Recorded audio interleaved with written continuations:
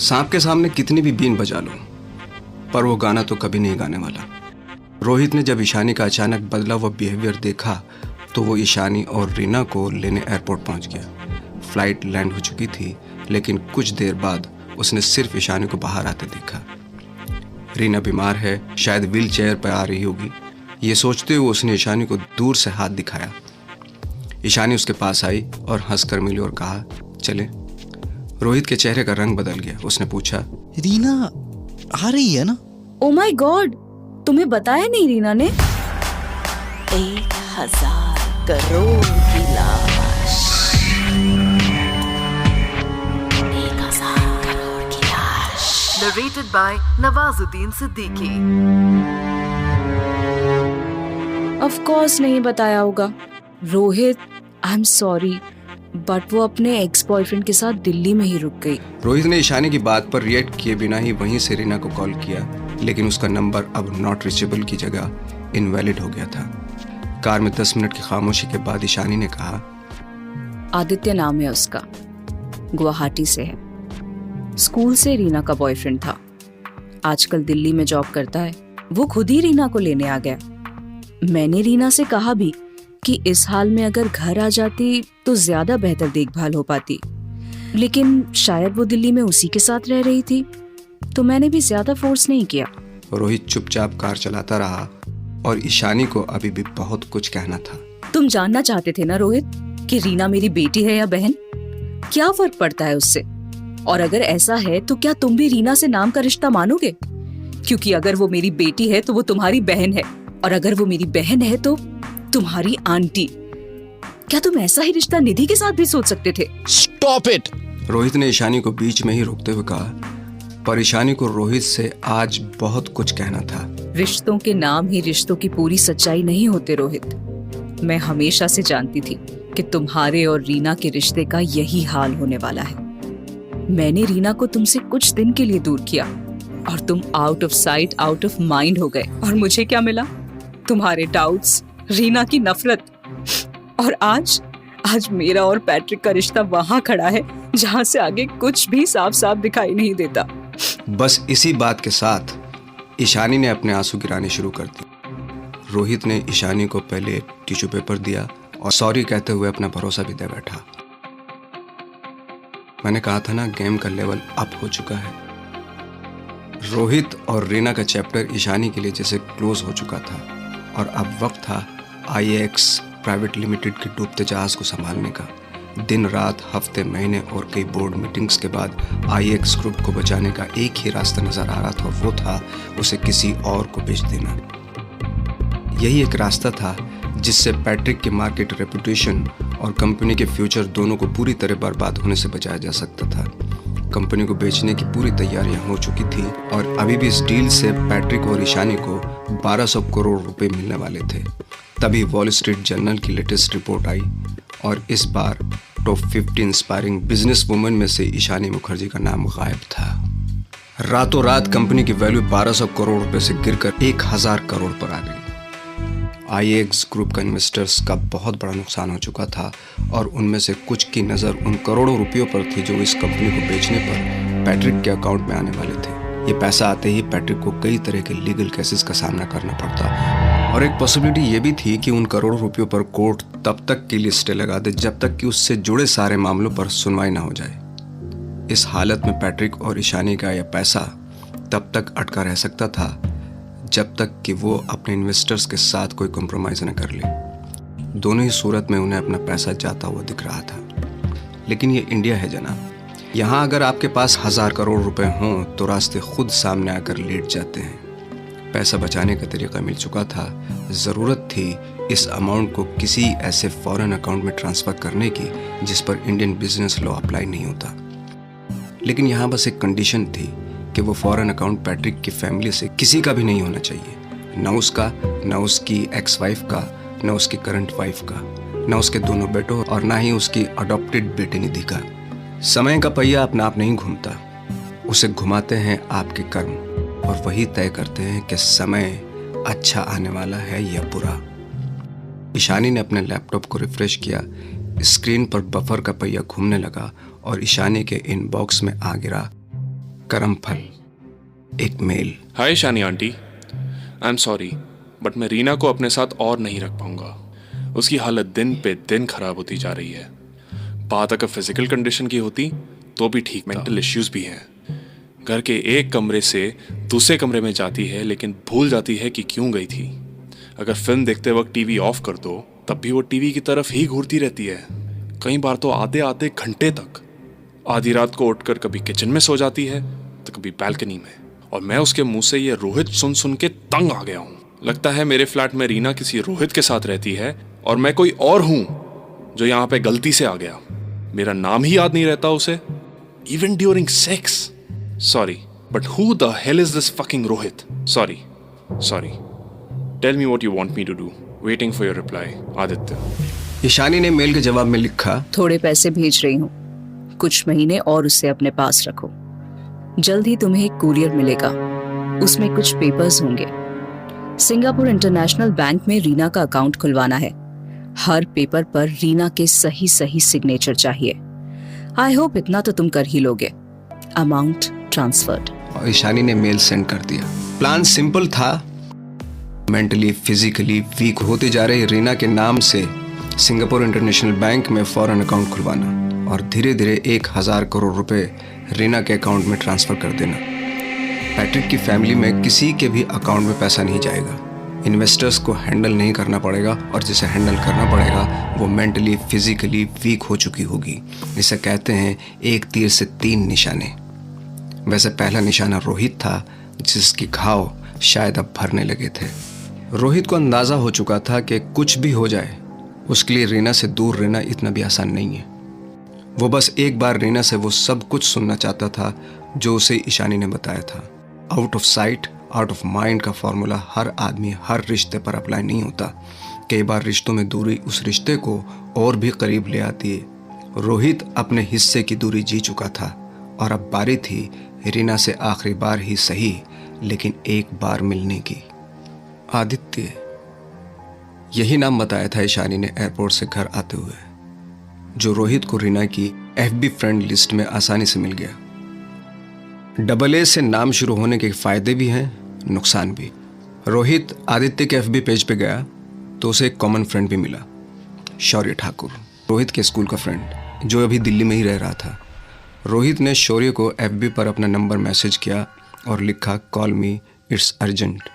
शौर्य ने 1 हफ्ते बाद रोहित को कॉल किया और रोहित को उससे आदित्य का एड्रेस भी मिल गया। दरवाजा आदित्य ने खोला तो सामने रोहित खड़ा था। हाय, आई एम रोहित। रीना यही है ना? टॉवल लपेटे मुंह में ब्रश दबाए आदित्य ने वैसे तो कोई मन्नत नहीं मानी थी लेकिन फिर भी उसे कोई ख्वाहिश पूरी होती नजर आ रही थी। उसने ओवर रिएक्ट किए बिना रोहित को अंदर बुलाया और इशारा करते हुए बोला, बीमार है वो, उस कमरे में सो रही है। कहते हुए आदित्य फिर से बाथरूम में चला गया। रोहित उस कमरे में गया। रीना सो रही थी।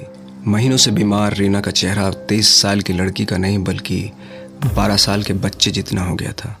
और सिर्फ चेहरा ही नहीं, उसके हाथ पैर सूख चुके थे, वजन बुरी तरह गिर चुका था।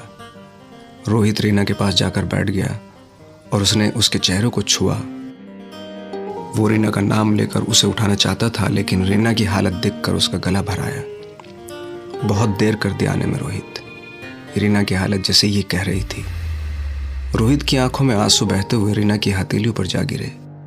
रीना ने नींद में ही अपनी हथेलियों को बंद कर लिया।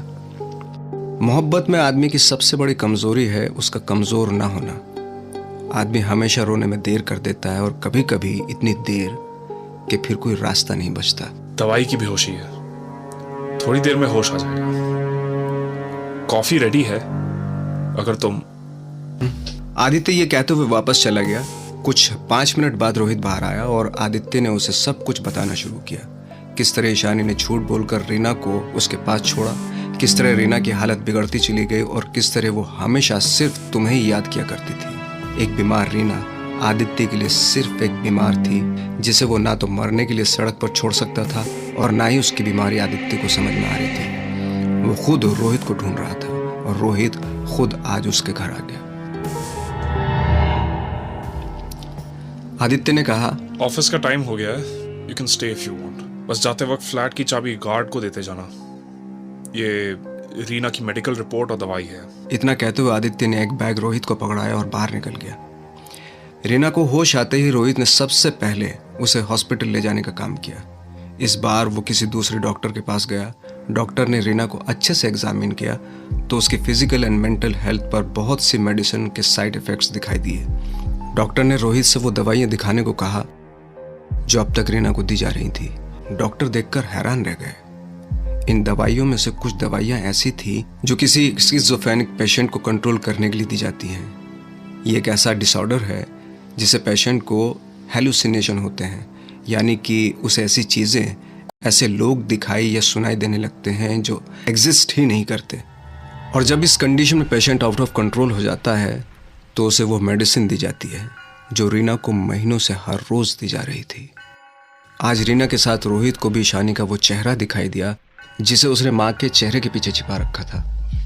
जहर अक्सर मीठी चीज़ों में मिलाकर दिया जाता है ताकि खाने वाले को कोई शक भी ना हो और काम भी आसानी से हो जाए। रोहित ये सारी बातें पैट्रिक को बता देना चाहता था। ईशानी की असलियत सबको दिखा देना चाहता था, लेकिन उसने बदला लेने की बजाय रीना की हेल्थ पे फोकस करना ज़्यादा ज़रूरी समझा और रीना को लेकर वहाँ गया जहाँ ईशानी कभी आने के बारे में सोच भी नहीं सकती थी। देहरादून 2011। रोहित रीना को लेकर देहरादून आ गया, अपनी माँ गुलशन के पास। पहाड़ों की आबो हवा, रोहित का साथ और एक ख्याल रखने वाली माँ। यहाँ रीना को वो सब मिला जिसके उसे इस वक्त ज़रूरत थी। वक्त लगा, लेकिन रीना की हेल्थ पर इन सब का असर दिखाई देने लगा। वो फिर पहले की तरह हंसने और बातें करने लगी। लेकिन रीना और रोहित को पता था कि उन्हें लौटकर वहीं जाना है जहाँ से ये सब शुरू हुआ था, और वही करना है जो ईशानी ने उनके साथ किया। और जब किसी चीज़ को दिल से चाहो तो मुंबई आपको उससे मिलाने में लग जाती है। मुंबई से रीना को एक बड़ी कंपनी का ज्वाइनिंग लेटर मिला जिसके लिए रीना ने बीमार पड़ने से पहले अप्लाई किया था, इंटरव्यूज़ दिए थे। ईशानी से मिलने वाले फाइनेंशियल सपोर्ट के बदले में रीना और माइकल को जो कीमत चुकानी पड़ी थी, रीना अब उससे दोनों को आज़ाद होते हुए देख रही थी। यही वो दिन था जिसके लिए रीना ने वो सब सहा, बर्दाश्त किया, जिसके लिए कोई भी कीमत कम थी। रीना ने उस जॉब को एक्सेप्ट कर लिया और अब बारी थी मुंबई लौट जाने की, वो भी ऐसे जैसे कभी कुछ हुआ ही नहीं। 1000 करोड़ की लाश, 1000 करोड़ की लाश। Narrated by Nawazuddin Siddiqui. Mumbai में आकर सबसे पहले रीना और रोहित ने एक ऐसी जगह घर देखा जहां ईशानी का नाम और रुतबा दोबारा दरवाज़ा तोड़कर अंदर ना आ सके। उसके बाद वो घर के बच्चों की तरह पैट्रिक और ईशानी से डिनर पर मिलने गए, जहां रीना की बीमारी और उसके रिश्ते को छोड़कर हर बात हो रही थी। एक लंबे वक्त के बाद ये मीटिंग ऑकवर्ड ना हो जाए, इसलिए पैट्रिक ने कुछ फैमिली फ्रेंड्स को भी बुला लिया था। बातों ही बातों में ईशानी ने रीना को अगले दिन भी मिलने को कहा। उन्हें सिंगापुर इंटरनेशनल बैंक की मुंबई ब्रांच जाना था, लेकिन रीना ने कहा कि उसने एक जॉब करना शुरू कर दिया है, वो कल तो नहीं शायद वीकेंड पे मिल पाएगी। ईशानी ने यह सुना और रीना के कंधे को छूते हुए धीरे से बोली, Why are you doing job and all? ये सब तुम्हारा ही तो है, कोई भी बिजनेस ज्वाइन कर लो।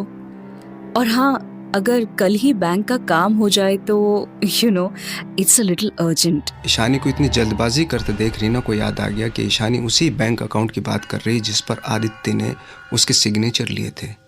Singapore international bank. अकाउंट के सारे पेपर्स, कार्ड, चेक बुक सब ईशानी के पास था, लेकिन जब यह अकाउंट खुलवाया गया तब रीना का पुराना मोबाइल नंबर बंद था, इसलिए उसकी सारी इन्फॉर्मेशन उसके मेल और नए नंबर पर आ गई थी, जिसके बारे में ईशानी को शायद कोई खबर नहीं थी। डिनर ख़त्म हुआ, रोहित और रीना अपने घर पहुंचे और घर पहुंचते ही रीना ने उस अकाउंट में लॉगिन किया।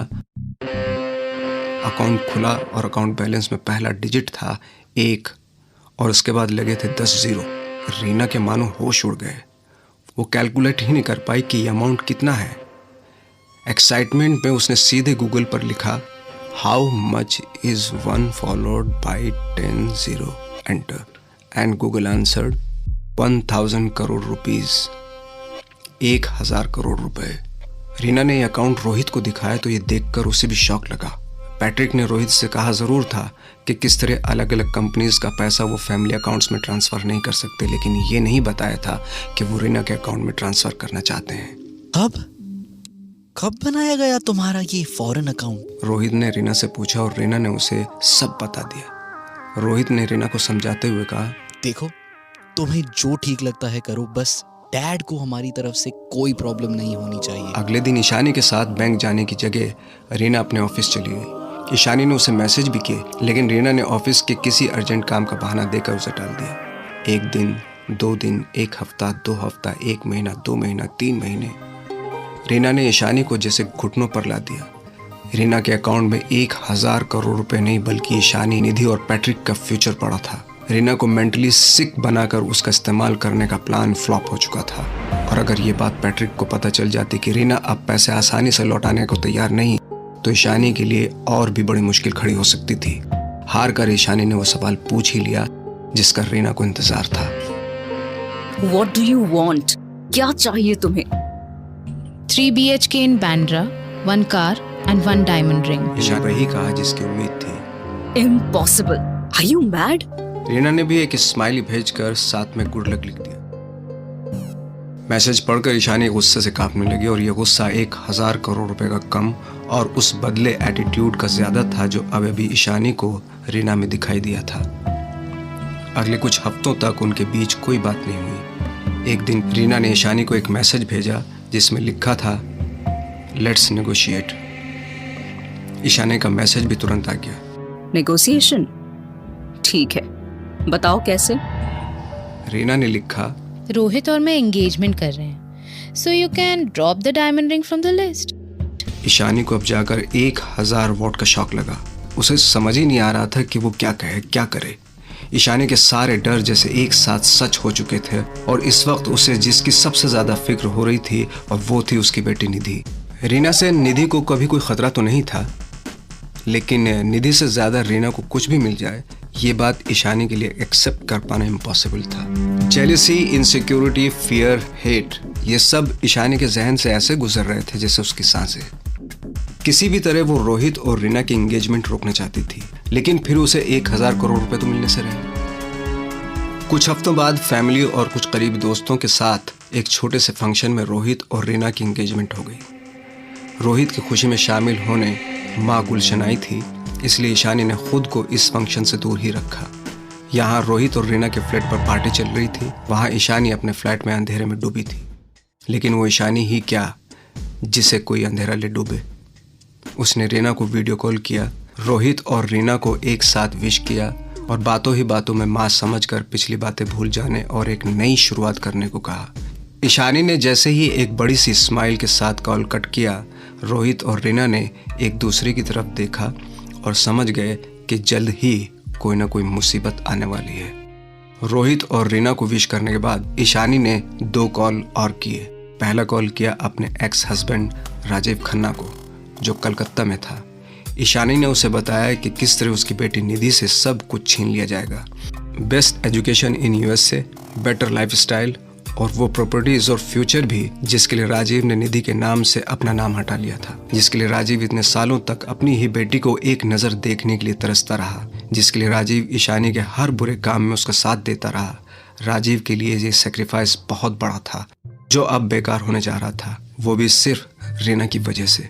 राजीव का अपना बिजनेस भी आजकल स्ट्रगल कर रहा था और उसे इस वक्त स्ट्रॉन्ग फाइनेंशियल सपोर्ट की ज़रूरत थी जिसमें ईशानी उसकी मदद कर सकती थी। और ईशानी ने राजीव को वही ऑफर किया, लेकिन अपनी बेटी के लिए इमोशनल राजीव ने एक और कंडीशन रख दी और वो थी बेटी निधि से उसे एक बाप की तरह मिलाने की कंडीशन। ईशानी ने राजीव की शर्त मान ली और उसे रीना के मर्डर का पहला पार्टनर मिल गया। अब ईशानी ने दूसरा कॉल किया और पहली रिंग होते ही कॉल कट कर दिया गया। कुछ देर वो सोचती रही और फिर उसने कॉल किया घनश्याम को, उनका वफादार ड्राइवर जो उसके साथ सालों से काम कर रहा था और उसने हाल ही में पैट्रिक से कुछ रुपयों की मदद मांगी थी। घनश्याम ने जी मैडम करके फ़ोन उठाया। ईशानी ने उसे ऊपर आने को कहा। घनश्याम ऊपर आया तो ईशानी ने उसके सामने 100 रुपए के 10 बंडल रख दिए। 1 लाख रुपए एडवांस है, आगे 2 लाख और मिलेंगे। तुम्हें किसी को नहीं मारना है, तुम्हें सिर्फ कार ड्राइव करना है। जो तुम हमेशा करते हो। घनश्याम अगर शरीफ होता तो मना करता, लेकिन उसने ना कहने की बजाय पूछा, मर्डर करना किसका है? ईशानी ने उसके सामने से नोटों की गड्डियां हटाते हुए कहा, सवाल नहीं पूछने के पैसे हैं घनश्याम, वरना इतने पैसों में ये काम तुमसे बेहतर कोई भी कर सकता है। सॉरी मैडम, आप बस बताइए कब और कहाँ, मैं पहुंच जाऊंगा। ईशानी ने घनश्याम की तरफ एक खाली बैग फेंक दिया। घनश्याम ने उस बैग में नोटों के बंडल भरना शुरू कर दिए। ज्यादातर लोग कार की पिछली सीट पर बैठकर बातें करते रहते हैं और ड्राइवर्स को लगता है कि उन्हें अपने सर या मैडम की लाइफ के बारे में सब कुछ पता है। वो ये भूल जाते हैं कि पिछली सीट पर बैठे लोगों के भी कान होते हैं और वो भी सुन और समझ सकते हैं। ईशानी को पता था कि घनश्याम एक नहीं 2 औरतों के साथ अलग अलग जगह पर रह रहा था, एक उसकी बीवी और दूसरी कोई और। वो दोनों को छोड़ना नहीं चाहता था और इसलिए उनकी ज़रूरतें पूरी करने के लिए कुछ ऐसे काम भी करता था जिसे सभ्य समाज में चोरी, धोखा, दलाली बहुत कुछ कहा जा सकता है। खैर, ईशानी को वो 2 लोग मिल चुके थे जो रीना के मर्डर में उसका साथ देने को तैयार हो गए थे, लेकिन ईशानी यहाँ तक रुकने वालों में से नहीं थी। उसने माइकल को भी कॉल किया और कहा, हेलो, अरे कहाँ हो तुम? बहन की शादी है, कुछ खबर भी है या नहीं? मुंबई आ जाओ, तैयारियों में मदद करो, घर के लोगों की जरूरत है यहाँ। बात बहन की शादी की थी तो माइकल ने कहा, ठीक है, कब आना है? ईशानी ने कहा, 24 अप्रैल, टिकट्स मैं भिजवा दूंगी। उसके बाद ईशानी ने वाइन का एक ग्लास बनाया, म्यूजिक लगाया, मोबाइल में एक मैसेज टाइप किया और भेज दिया राजीव और घनश्याम को। 24 अप्रैल शाम 5 बजे और फाइनली वो दिन आ गया, 24 अप्रैल 2012।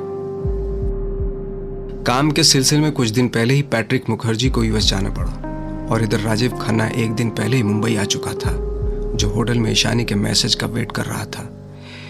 ईशानी रीना की एंगेजमेंट में नहीं जा सकी, इसलिए रीना को उसने एक साड़ी की शॉप पर बुला लिया, जहां वो रीना को कुछ साड़ियां एज एन एंगेजमेंट गिफ्ट देना चाहती थी। मिलने की जगह पब्लिक प्लेस थी, इसलिए रीना ने भी हाँ कह दिया।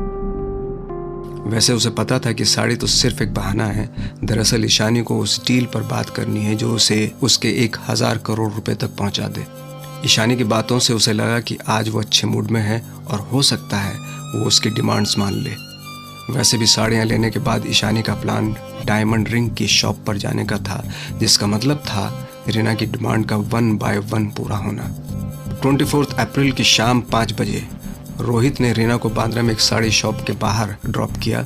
उसने देखा कि वहाँ ईशानी की कार पहले से ही खड़ी है, जिसमें ड्राइवर घनश्याम बैठा है और उसी कार से टिककर कोई आदमी सिगरेट पी रहा है। लेकिन अपने सालों पुराने ड्राइवर को देखकर रोहित को सब कुछ सेफ लगा और वो रीना को बाहर से ही ड्रॉप करके चला गया।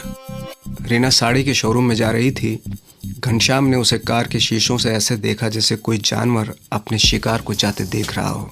कुछ 1 घंटे बाद ईशानी और रीना 4-5 साड़ियाँ खरीद कर बाहर निकल आईं। अब बारी थी डायमंड रिंग की शॉप पर जाने की। रिंग के डिजाइन, साइज और डायमंड की वैरायटीज पर बातें करते करते ईशानी और रीना कार की पिछली सीट पर बैठ गए। तभी रीना का ध्यान कार की फ्रंट सीट पर बैठ रहे एक आदमी की तरफ गया। ईशानी ने रीना से धीरे से कहा, he is my ex husband Rajiv, Nidhi के डैड। निधि के सिलसिले में मिलने आए हैं। रीना ने भी उस बात को वहीं छोड़ दिया। आखिरी बार जब रीना हॉस्पिटल के बाहर राजीव से मिली थी तो इतनी कमजोर थी कि मुड़कर उसका चेहरा तक नहीं देख पाई। लेकिन रीना कहीं उसे आवाज से न पहचान ले, यही सोचकर राजीव भी चुपचाप बैठा रहा। एक बोतल पे बचा थोड़ा सा पानी खत्म करते हुए ईशानी ने कार में रखी पानी की दूसरी बोतल रीना की तरफ बढ़ा दी। रीना ने बोतल को खोला, पानी पिया।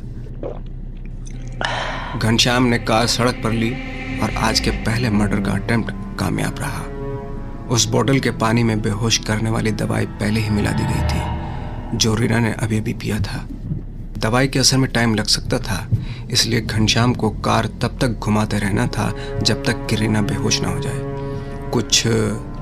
कुछ 30 मिनट के बाद रीना का सर खिड़की से टकराया। ईशानी ने उसे कुशन लगाकर सीधे बैठाया और घनश्याम से कार को किसी सुनसान जगह पर ले जाने को कहा। मुंबई की भीड़ में ऐसी जगह मिलना आसान नहीं है जहां आप लोगों की नज़रों से बच सकें, लेकिन ईशानी ये रिस्क लेने को तैयार थी क्योंकि मुंबई में देखने के लिए आंखें नहीं, टाइम चाहिए। सूरज डूबने वाला था और घनश्याम ने एक ऐसी स्ट्रीट लाइट के नीचे जाकर कार पार्क की जिसकी लाइट पहले से ही टूटी हुई थी। ईशानी ने जल्दी से रीना का बैग और मोबाइल ले लिया। तभी राजीव आगे से पीछे की सीट पर आ गया। उसने ईशानी की तरफ देखा और ईशानी ने कहा, देख क्या रहे हो, गला दबाओ और खत्म करो। घनश्याम, पैर पकड़ो इसके। और ईशानी ने अपने हाथ रीना के गले तक बढ़ाए। राजीव ने उसके हाथों को हटाया, इतनी जोर से रीना का गला दबाया कि जान जाते देख उसे होश आ गया। उसने इतनी जोर से हाथ पैर पटके कि एक बार तो राजीव और घनश्याम ने भी हार मान ली। इंसान का शरीर और दिमाग सेल्फ डिफेंस में इतनी ताकत से रिएक्ट करता है कि उसे संभाल पाना 2-4 लोगों के बस की बात नहीं। लेकिन यहाँ ईशानी ही थी जिसने रीना को इतनी कसकर पकड़ा हुआ था कि वो दोबारा राजीव और घनश्याम की पकड़ में आ गई। और फिर कुछ ही सेकंड में कार में आया एक तूफान ठहर सा गया। अब कार में अगर कोई आवाज़ थी तो वो थी हाँफती हुई सांसों की आवाज़ें। ईशानी ने घनश्याम को ऐसे फुल करने को कहा और फिर कार में सांसों की आवाज़ें धीरे धीरे नॉर्मल होती चली गई।